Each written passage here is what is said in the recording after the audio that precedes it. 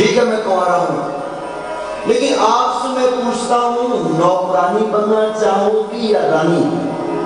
सुपर्णखा ने कहा रानी बनना चाहूंगी। नौकरानी कौन बनता? तो ठीक है, अगर रानी बनना चाहती हो तो जाओ उन्हीं से शादी रचाओ, मुझसे नहीं, क्योंकि मैं तो उनका नौकर हूं। सुपर्णखा फिर घूम गई, बोले बड़े राजकुमार आप शादी करो, वो मुझसे नहीं कर रहा है। भगवान बोले नहीं कर रहा, क्यों? उसने आपके पास भेजा। भगवान बोले चिंता मत करो, एक बार और जाओ। सुपर्णखा को पुनः भेजते भगवान, सुपर्णखा पुनः आती है और फिर कहती है हे छोटे राजकुमार मुझसे विवाह कर लो। भगवान अपने पास फिर लक्ष्मण जी भेजे, 2-4 चक्कर जब सुपर्णखा खाती है गुस्सा आ जाता है और असली भेष में आकर सीता को खाने दौड़ती है, क्योंकि यही बीच में रुकावट है। और सीता कौन है? भक्ति। भक्ति को जब खाने दौड़ी है उसी वक्त नाक और कान कटना निश्चित हो गया। अगर सीता को खाने नहीं दौड़ती तो शायद नाक कान बच जाते। और जैसे दौड़ी भगवान बोले रुका सुपर्णखा मैं तैयार हूं। सुपर्णखा खाने से रुक गई। भगवान बोले देख सुनते नहीं हो, कह रहा हूं धीरे बताओ। सुपर्णखा को भगवान बोलते हैं, कहते हैं एक मौका और है, एक बार चली जाओ लक्ष्मण जी के पास। और सुपर्णखा लक्ष्मण जी के पास अंतिम बार जाती है। भगवान बोले लखन जी भैया शादी कर ले, भैया कर लो। भगवान ने ऐसे इशारा दिया, भगवान ने ऐसे इशारा दिया, इतने में शायद इधर कोई पसीना या कोई खाद चल रहा होगा, हाथ ऐसे के बदले ऐसे चला गया। लक्ष्मण जी ने उल्टा सोच लिया कि नाक कान, लेकिन नाक इधर है और कान इधर है, एक साथ दोनों नहीं कर सकता है। नाक काटोगे तो कान रह जाएगा और कान काटोगे तो नाक रह जाएगा। मुझसे एक व्यक्ति ने सवाल किया, वाकई रामायण में लिखा कि नाक कान बिनु भई बिन डाला, तो एक साथ दोनों कैसे कर सकता? नाक काटो तो कान रह जाएगा, कान काटो तो नाक, लेकिन काटे एक साथ।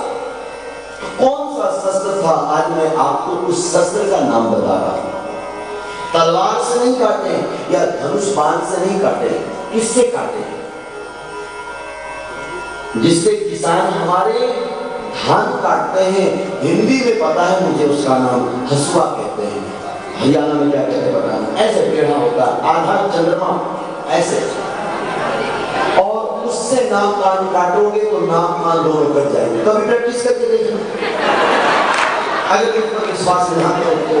लेकिन सुपर्णखा का प्रैक्टिस होगा और सुपर्णखा दोबारा धरती में आई नहीं। लेकिन अब सवाल यह है,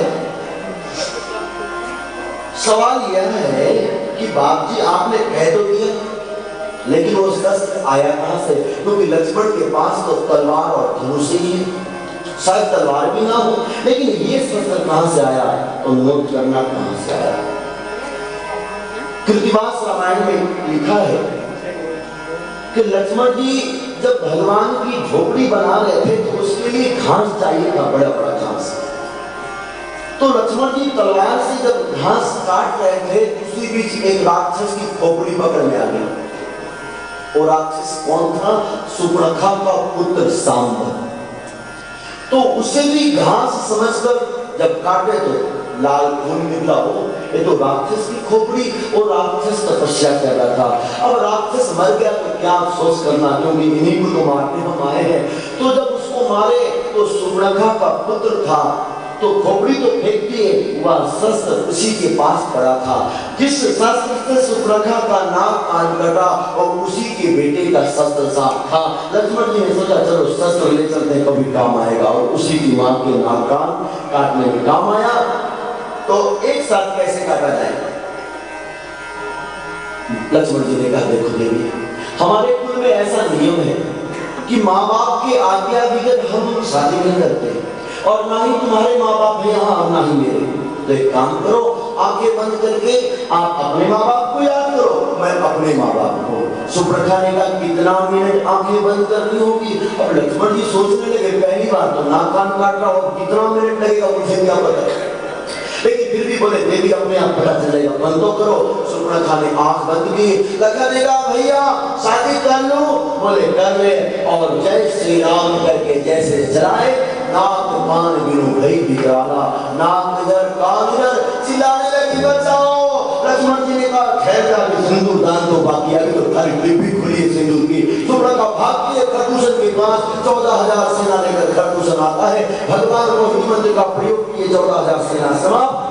सुभद्रा रावण के पास जाती है, रावण आता है मारीच के पास, मारीच सोने का हिरण बनकर आता है। शिया ने कहा प्रभु ये सोने का हिरण, इसको मार के लाइए, इसका मृत चरण इस पर आपको मैं बैठा के रोज भोजन कराऊंगी। भगवान ने समझाया सीते सोने का हिरण नहीं होता, ये कोई राक्षस है माया की। सीता नहीं मानी। ध्यान से सुने, सीता ने जिद किया। 4 प्रकार लोग जिद करते हैं, राजा हट, योगी हट, बाल हट और त्रिया हट, स्त्री हट। ध्यान से सुना मेरे भाई बहन, इतिहास गवाह है कि जब जब स्त्रियों ने जिद किया है तब तब कुछ ना कुछ अनर्थ हुआ है।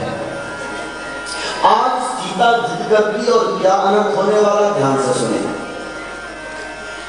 रावण की क्या मजाल जो सीता को हर ले। सीता ने स्वयं कबूल किया है, और कैसे कबूल किया, ध्यान से सुने।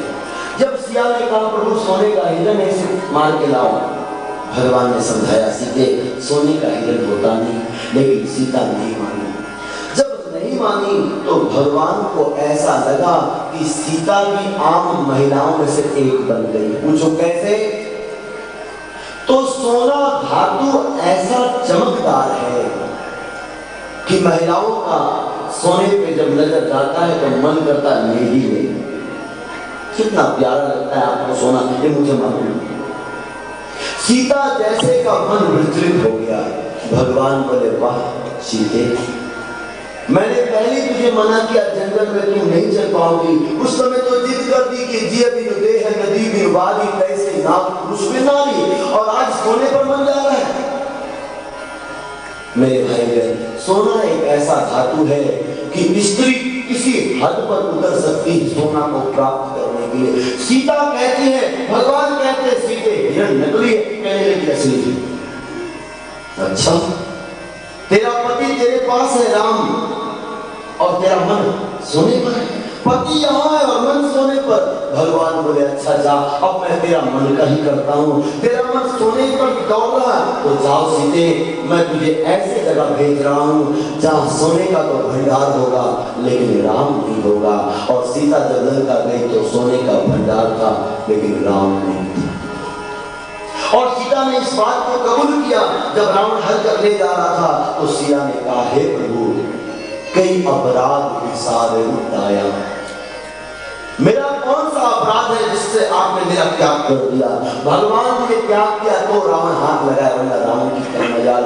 और इन सब का एक ही मतलब है कि सोना पे सीता का दिल चला गया। इसलिए माताओं, ज्यादा सोने के ऊपर मत जाना।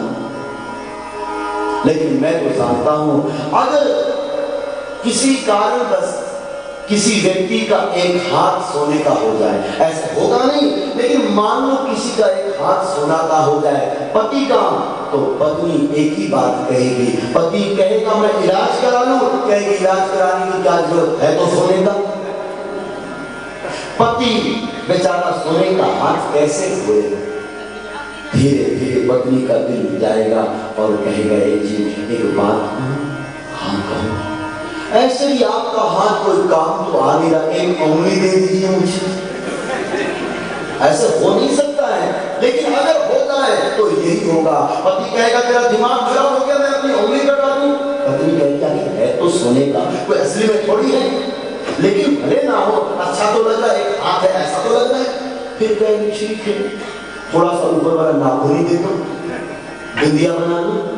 पति कहेगा नहीं ये भी नहीं हो सकता, तो चक्कू लेकर आएगी, ठीक है थोड़ा थोड़ा ऊपर का मालिश दे दो। सोना एक ऐसा धातु है, स्त्रियों का मन विचलित हो जाता है। सीता का मन विचलित हो गया, भगवान ने लंका भेजने का तैयारी कर दिया। गोस्वामी जी कहते हैं भगवान सोने के हिरण के पीछे दौड़े, उसे मारे। मरते वक्त वह पापी मारीच रावण का काम करते गया, जोर से बोला लक्ष्मण। शिया के कानों में आवाज आई, शिया ने कहा लक्ष्मण दौड़, तेरे भैया कोई मुश्किल में फंस गए हैं। लक्ष्मण ने मना किया, शिया नहीं मानी। लक्ष्मण को मजबूरन जाना